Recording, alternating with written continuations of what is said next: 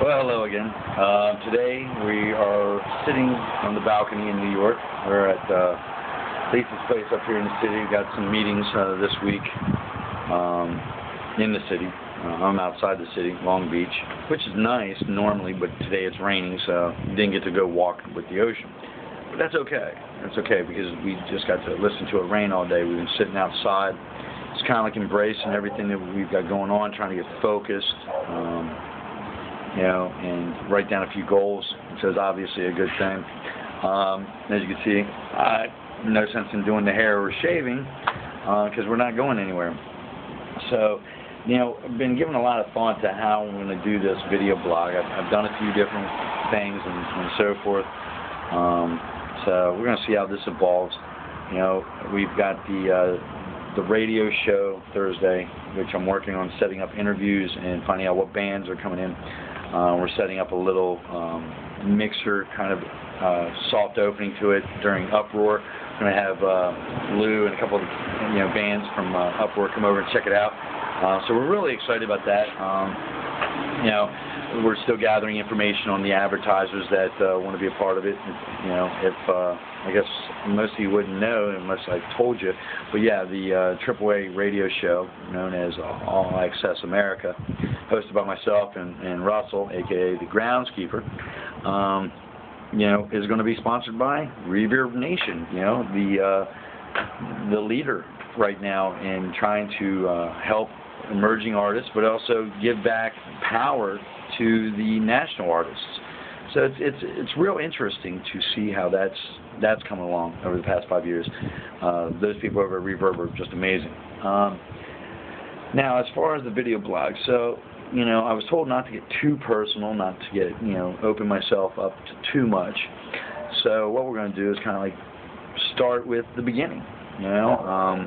Where I come from and what made me me.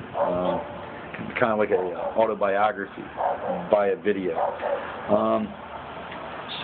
My mom was from northern Pennsylvania. My dad was from Williamsport, and I think they met somewhere at a party. We don't know. It doesn't matter where we come from, because I didn't come from good stock. Dad wasn't around. Mom was young, bad, and she had bad role models. So where I come from is probably just as bad as where most of you come from. Bad experiences, bad lots of things. But it's not about where we come from. It's about where we're going. How we use what has happened to us to improve ourselves and to find out who we are. For me, it took a lot of years, but I finally figured out who I was, and that is the man I am being right now. That is just me. Some days I'm deep, some days I'm stupid, some days I think I'm smart. But every day, either way, I'm still me. So, for me, a lot of who I am comes through music. That's how I feel. Because I'm not good with my emotions. I've been practicing and working on expressing myself. But I turn to music. I turn to music in every aspect of my life. There's not an aspect. There's a song for every moment. You know what I mean? I remember the songs I was listening to when my children were born, to their first steps. And I remember when I fell, and I thought, that life wasn't going to continue for me. And I remember the songs that brought me to my faith and to who I am today. I don't judge anybody. I'm not here to bash anybody up the head with some right-wing conservative religious jargon. That's for you to figure out. But you got to at least start asking the questions. And that's the hard part, asking the questions. See, I had to realize that I didn't have the greatest upbringing, and not by any fault of my mom's or anybody. It's just the way it went down. There's a lot of things I don't know. So now it's about asking the questions, asking the right questions, but making sure you're asking them from the right people. And those are the people that are grounded without, they have their own lives going on. They don't have a vested interest in anything with you. But when it comes to matters of the heart, well, damn, that's where it gets real difficult.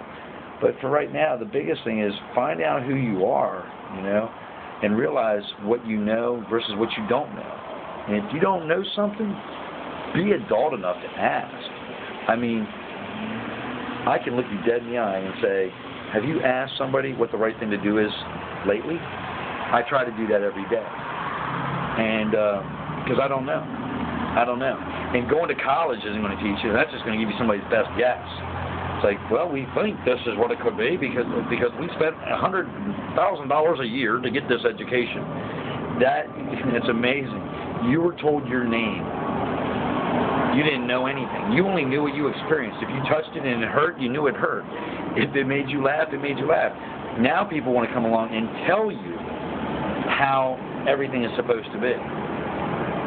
Who made them the experts? You know what I'm saying? I mean, who says what is good or bad for you? You should have that right, shouldn't you? It's like, can they make you drink milk? Where's the government going? Where's our country going? Where's society going? Let's find out who we are, and then let's explore what controls we want to have of what. You know, so, you know what? This is it for right now. We're going to talk later about how to find who you are. And maybe some advice on how you can do it. You know, I don't know. For me, I found my way. For you, you could be lost. Maybe you're not asking the right questions. But, you know, you give it a little time, you start asking those questions. You know, for me, it was kind of like, well, why? Why did all that shit have to happen in my life? Well, you know what? As bad as some of this crap that happened to me was, I found the good out of everything. You know, for instance, like when I was 6 years old, I was molested. I was molested by a babysitter. And yeah, a male babysitter. I'm not ashamed to say it. I didn't do it. It wasn't my fault. But it happened. And for the longest time, man, I'll tell you what, everything negative that could have been seeded and grew. Man, I had a forest of hate and anger in me.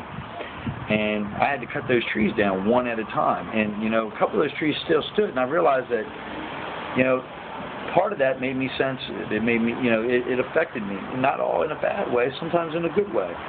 You know, I didn't realize it, but it actually just made some of my better qualities even that much better. So, you know, it's kind of weird when you can embrace something so tragic as that, to even as far as, you know, any tragedy, if you really study it and look at it, you can find something good in it. If you start doing that, it'll give some insight into who you are. You know, so right now, that's today's little video clip. You know, I hope that maybe you go away from this thinking a little bit.